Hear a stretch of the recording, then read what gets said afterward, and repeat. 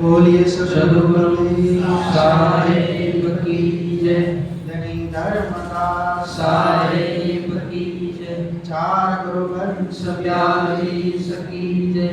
गुरु श्री लक्ष्मणदास साहेब की जय। गुरु श्री जयरामदास साहेब की जय। गुरु श्री चतुरदास साहेब की जय। गुरु श्री मनोहरदास साहेब की जय। गुरु श्री मंगलदास साहेब की जय। गुरु श्री खेमदास साहेब की जय। गुरु श्री पद्मनाभ साहेब की जय। बंदगी साहेब सतनाम सत्सुकृत आद अदलीय जल चिन पुरुष महेंद्र करुणामय कबीर नहीं धर्मदास जी साहिब ने दया।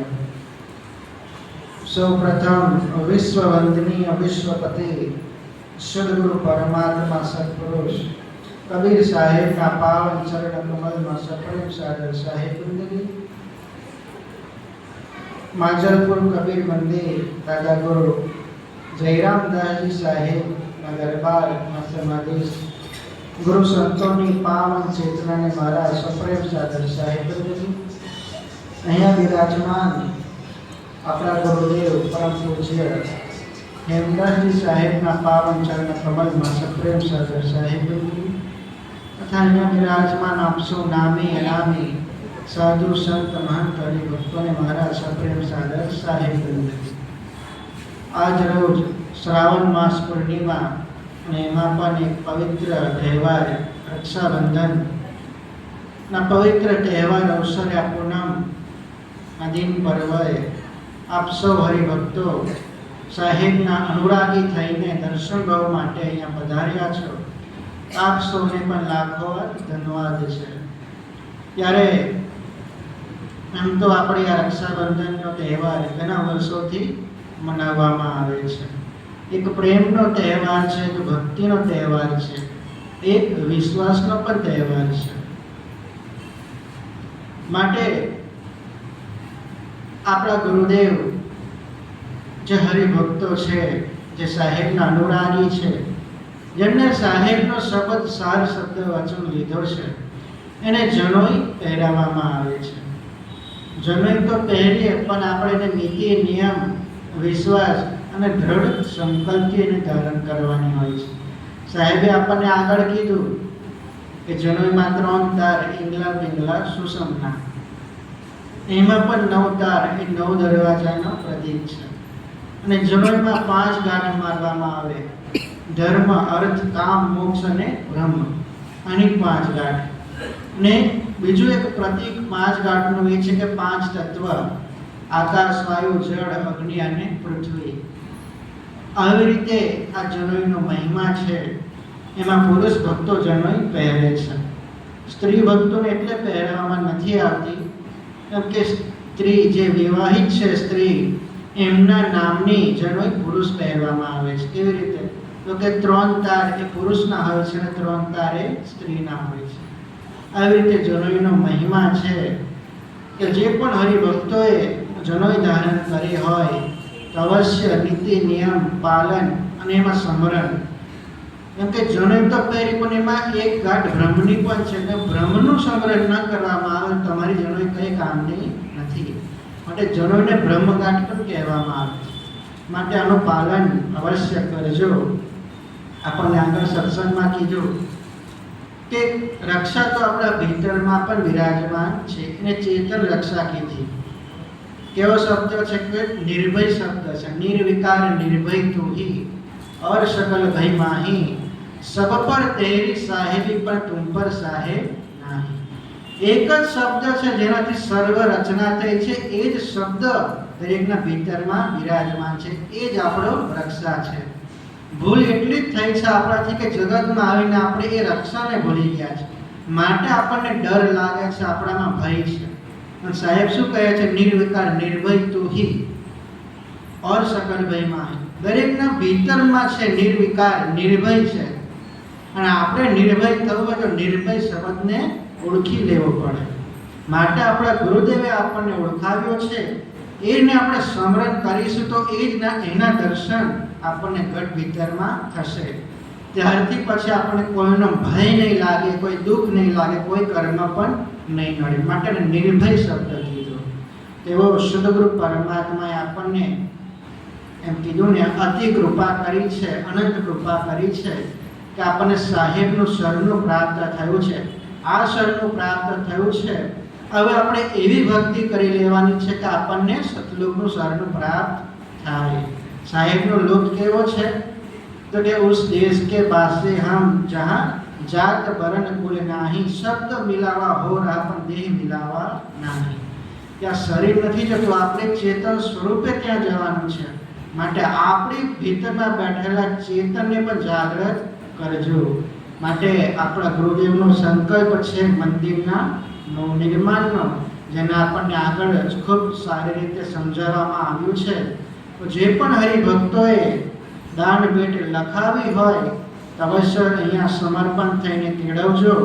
આવતી પૂનમ સુધીમાં જો દાન ભેટ આવી જાય તો અમારું મંદિરનું કાર્ય, એક સ્લેબ બાકી છે, મુખ્ય દ્વાર બાકી છે, કલર કામ બાકી છે, માત્ર 20% કામ બાકી છે. જો આપનો સાથ સહકાર મળશે તો 5 મહિનામાં મંદિરનું કાર્ય પરિપૂર્ણ થશે અને પછી તરત જ આપણે ઉદ્ઘાટન પર્વ ઉજવી લેવો છે. માટે દાનના ડબ્બા પણ લાવ્યા છે. તો દરેક ભક્તોના ફરજમાં આવે છે કે દાનના ડબ્બા અવશ્ય લઈ જવા. એમાં થોડા આપણું દાન પણ ઘણું મોટું કામ કરી શકે છે, ઘણું મોટું ધર્મનું કાર્ય કરી શકે છે. માટે દાનના ડબ્બા અવશ્ય લઈ જશો.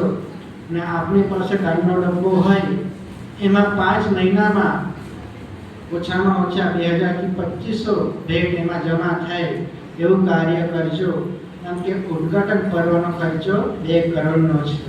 માટે આપણું નાનું આવું દાન ભેટ પણ ઘણું મોટું કાર્ય સિદ્ધ કરી શકે છે. અવશ્ય લઈ જશો.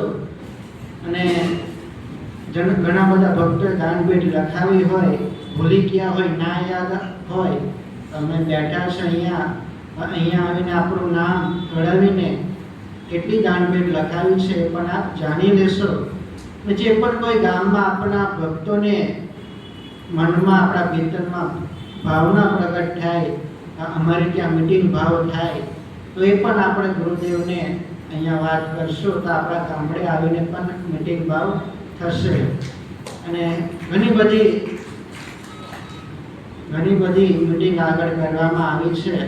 ગુરુ પૂનમ પછી ઓછામાં ઓછી 15 થી 16 મીટિંગ થઈ છે. અને ઘણા બધા ભક્તોનો ખૂબ સારો સહકાર પણ પ્રાપ્ત થયો છે. અવશ્ય આપની દાન ભેટ લખાવી હોય અવશ્ય અહીંયા સમર્પણ કેળવજો.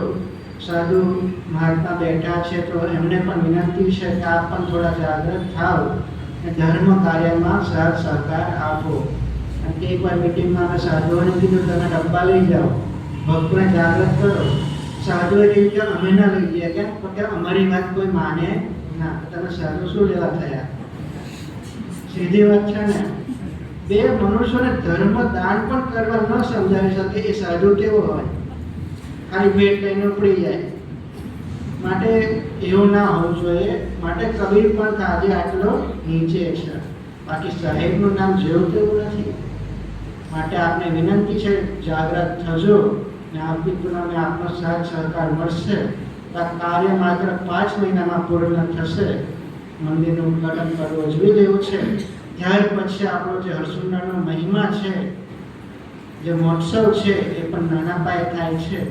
એને પણ આપણે અવિરત ખૂબ મોટા પાયે ચાલુ કરી દેવો છે. માટે વધુ ન કહેતા ગુરુગાદી માંજલપુર કબીર મંદિરને આપશો હરિભક્તોને આશીર્વાદ. આપ સર્વનું જીવન નિરોગી બને, નિર્વિશ્વરી જીવન બને, જન્મ અને મરણના બંધનમાંથી મુક્ત થઈ મોક્ષદાયી બનો એવા ગુરુ ગાદીના આશીર્વાદની સાથે વિરમું છું. બોલીએ સદગુરુ સાહેબ કી જય, સત્યનામ સાહેબ કી જય, બંદગી સાહેબ.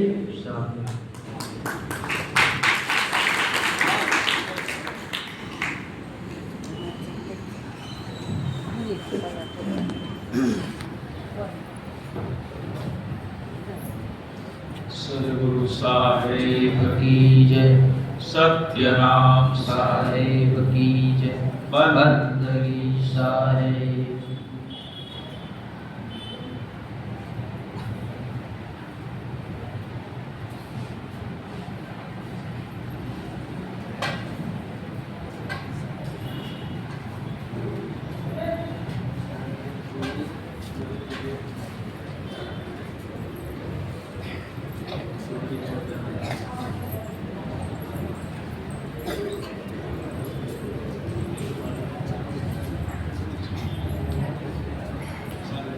હા, સારી રીતે સોની મેં મોટો છે જ ને. સારું છે. સદગુરુ સાહેબ કી જય. આજનો મહિમા આનંદ આપતી યજ્ઞ પાઠ મુજબ રણજીત ભગતજીની પવિત્ર ભાવના, એક પોતાના માતૃશ્રી પ્રત્યેનો પ્રેમ કે જે જનની માટે એમને ટેક રાખેલી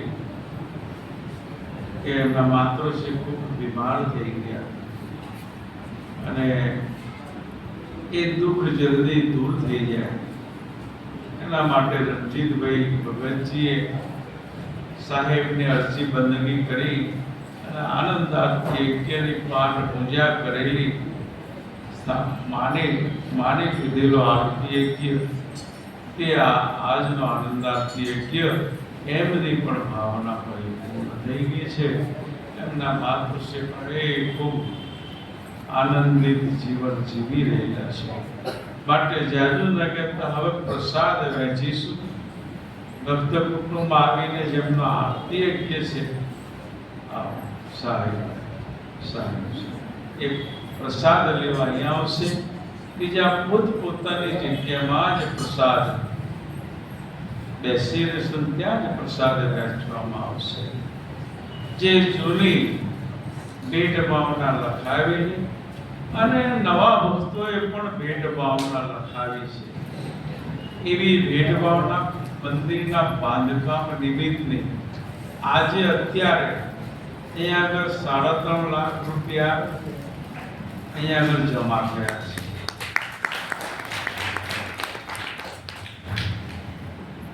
અમને નોંધ પ્રમાણે તો એવું લાગતું હતું કે 7.5 લાખ રૂપિયા આવશે. હજુ 50%ની ગોળ પડે છે. બોલો, એટલે હજુ થોડું કાચું રહે છે. જે નોંધ થઈ છે, જે અમે 15-16 મિટિંગો કરી છે, એના 7.5 થી 8 લાખ રૂપિયાની રકમ લખાવી છે. પણ 3.5 આવે એટલે ઘણું ઓછું કહેવાય. હજુ પણ જુઓ ને આ વખત ચોમાસું તો હજુ તો કંઈ ખેડ ખાતરનો કોઈ ખર્ચ જ નહીં. એ બધા પૈસા મને આવતો જ ત્યારે પછી તમે તો જે નિર્માણ આપશો એટલું મૂકવાનું જ છે ને. અમે વગર ખાતરે ઘઉં પકવ્યા હતા. લો હું તમે વગર ખાતર હા, અમે બનંદર સાહેબના નામની જમીન નીકળી પડી 3 વીઘા. તેમાં ઘઉં ખાતર નહીં નાખ્યું, સાડિયું ખાતર એવું જ કર્યું અને એમાં ઘઉં ભર્યા.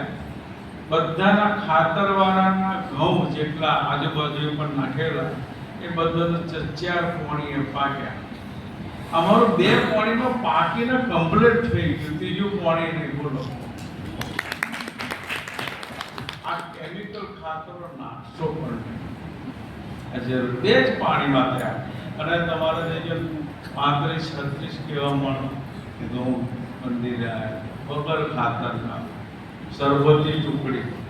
અમે પૂનમના દાળ છે ને એ ઘઉંનો જ લોટનો ભંડારો, લાડુ એના જ અમે તો પીરસ્યા હતા. એ જ પ્રસાદ બનાવ્યો. તો આ ભાવ હજુ પણ જાગૃત થવાની જરૂર છે. હજુ પણ જ્યાં જ્યાં મીટિંગનો ભાવ થાય ત્યાં અમે પહોંચવાના છે.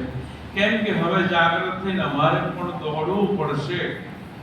કારણ કે તમને તો ખ્યાલ આવી ગયો કે આવા 5-6 વર્ષ જ આવે છે ને. હવે તો કઈ જરૂર હતો નહીં, 5-6 વર્ષ જ આવે છે. અને લોકોની એવી જ સમજ પડી. અમે કીધું કે તમે જે લખાવશો એ 5 વર્ષમાં પૂરા કરવાના. 5,000 લખાવે તો 10 સાલ 1,000 આપો તો 5 વર્ષમાં પૂરા થઈ જાય. તો લોકોનો સમજ પડી કે 5 વર્ષે જ આપવાના આપણે એવું કેમ કરી ગયા? 1 રૂપિયો ના આવે. એટલે આવી અવળી સમજ પડી છે લોકો. એટલે આવે એવી અવળી સમજ નહીં. હવે તો આજે લખાણ કાલ આપી જાઓ. હા, આજે લખાણ કાલ ઉધા, એ ચોખ્ખી વાત છે. એટલે હવે ઉતાવળ કરવા જેવી છે, જાગૃત થવા જેવું છે. અમારે કાલથી જ મંદિરનું બાંધકામનું કામ ચાલુ કરી દેવાનું છે. તમને એવું લાગે જોઈ લેજો, આવીને જોજો. સળિયા અને સિમેન્ટ ને બધું ચાલુ થઈ ગયું. એસ્ટિમેટ બધું કરાવી લીધું છે. એટલે આ રીતના છે. માટે હજુ પણ જાગૃત થઈ જજો. એવા આપ સર્વે ભક્તોને ગુરુ ગાદીના ખૂબ ખૂબ આશીર્વાદ. સદગુરુ પરમાત્મા સર્વનું સારું કરે, સર્વનું કલ્યાણ કરે, જન્મ મરણના બંધનમાંથી મુક્ત કરીને સર્વને મોક્ષદાયી બનાવે. ગુરુ ગાદી હાજર ગુરુ કબીર મંદિરના સર્વ ભક્તજનોને ખૂબ ખૂબ આશીર્વાદ સંગાથ વિનમું. ભક્ત કુટુંબ અહીં આવીને પ્રસાદ લઈ જશું. પૂરીને રણજીતને બધા અને બીજા ભક્તો ત્યાં ભગત ઉભા થઈ જાઓ વહેંચવા માટે, અને ત્યાં પ્રસાદ પાન દરેક ભક્તોને જ્યાં જ્યાં ભક્તો બેઠા છે ત્યાં પહોંચાડશો. સાહેબ બંદગી.